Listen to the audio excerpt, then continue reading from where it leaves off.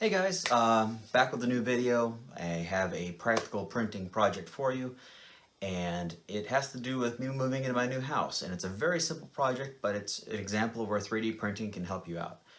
Let's go take a look at the problem.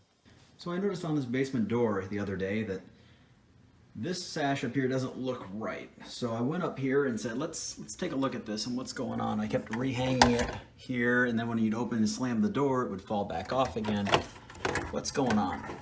So when I pull this up, I find out there's this clip on the back, and there's no clip here because the clip is broken. I think 3D printing can help us here a little bit. Anybody who's worked with these clips knows that they make this out of the cheapest plastic they can find, so they would break at a moment's notice if you ever try to remove them. So we need to replace these. So let's use Fusion 360 and 3D printing to solve the problem. So there's two ways to tackle this problem. I've done this before in the old house.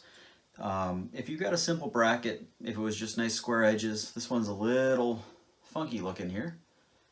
Get yourself a pair of calipers and you can go through and measure all the different angles and stuff. And if it's 90 degrees to each other, you could probably just get the dimensions and draw it up in Fusion 360 without an issue. But what if you got one that looks like this where it's a little funky looking? Most people probably know about this, but I'll show you a little trick in Fusion 360 to help make this a lot easier to design. First thing we need to do is get a good picture of it. Now, one thing you don't want to do is get a picture that's really close up to it. Because of the way, since this has thickness, you can notice here if you get misaligned, you don't get a straight-on look at all the different walls. The way to do that is to back up from the part and get a farther distance away. Then you get less of that taper on the part. And you take a picture of this and we'll go load it into Fusion 360. So there's two ways to attack this problem. One, you could, if the part is simple enough, you could use your calipers and measure all the different sizes and draw it line by line. Or we can use a feature inside of Fusion 360 to make it much simpler to draw a complicated part, and that's to trace it.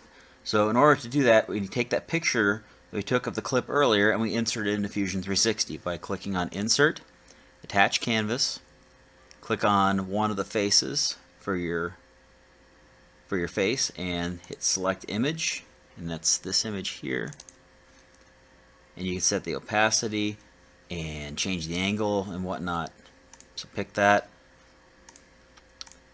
and now we have the picture of the part loaded to help us draw the part on top of it, the solid body.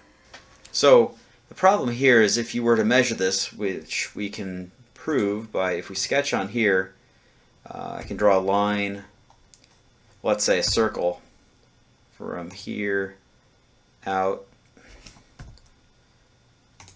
rough. So the diameter of that circle there is about 0.75. If I take my calipers and look at that exact same circle on here, more like 3.33. So this image is way too small. So how do we fix that? Well, Fusion's done something very nice for you.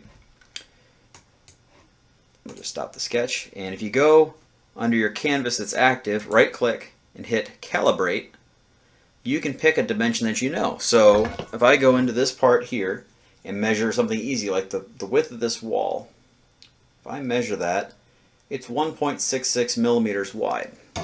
So I know in here, from this point roughly to this point, right now it's 0.44. I know it's 1.66. Hit enter. It now calibrates your entire print. So now you know that this part is to scale, which you can now trace. So what you would do, go in here, sketch on the face, and go in here and just start going in and draw your lines.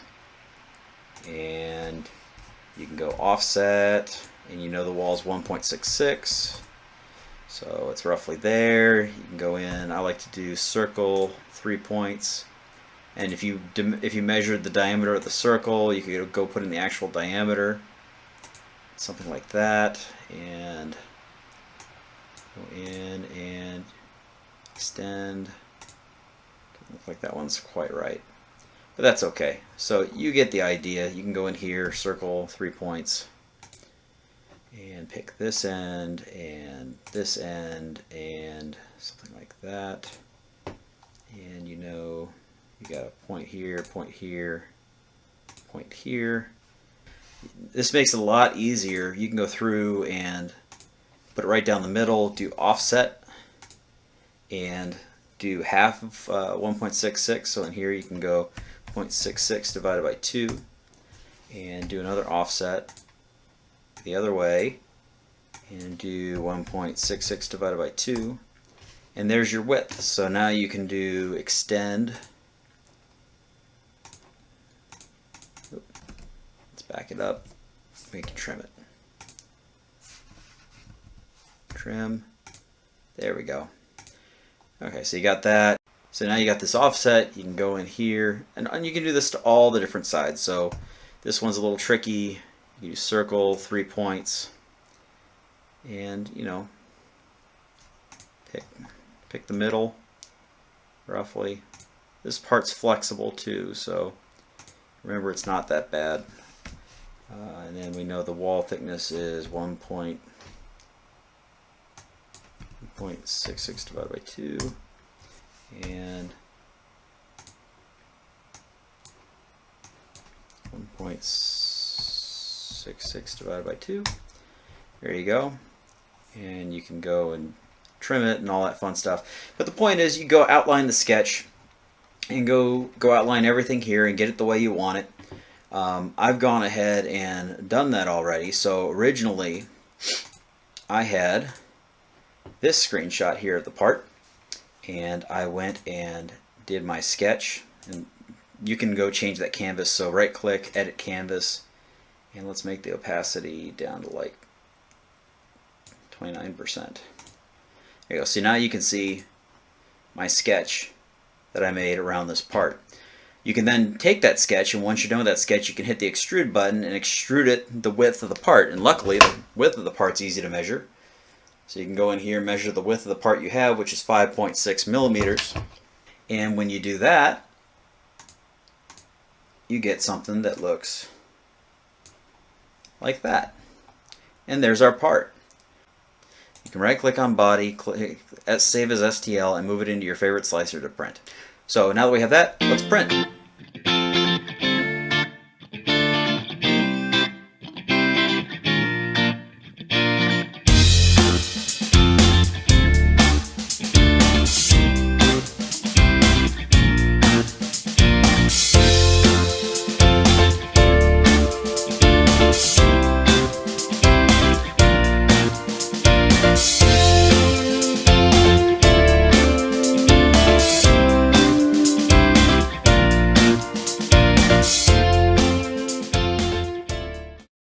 So I used my Lulzbot Mini with a 0.3 nozzle, since these are small walled parts, with IC3D prototype PETG.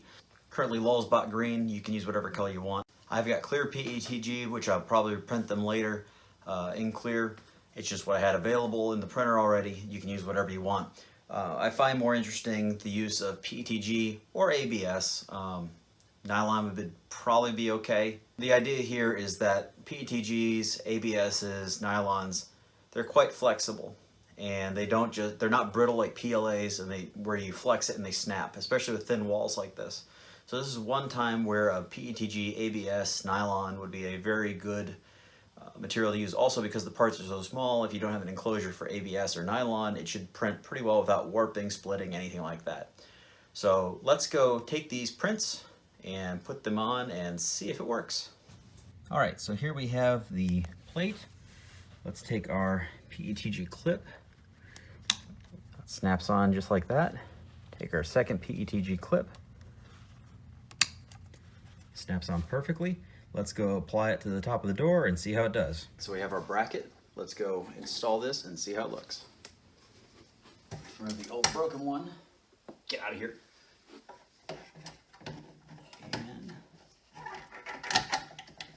Right on.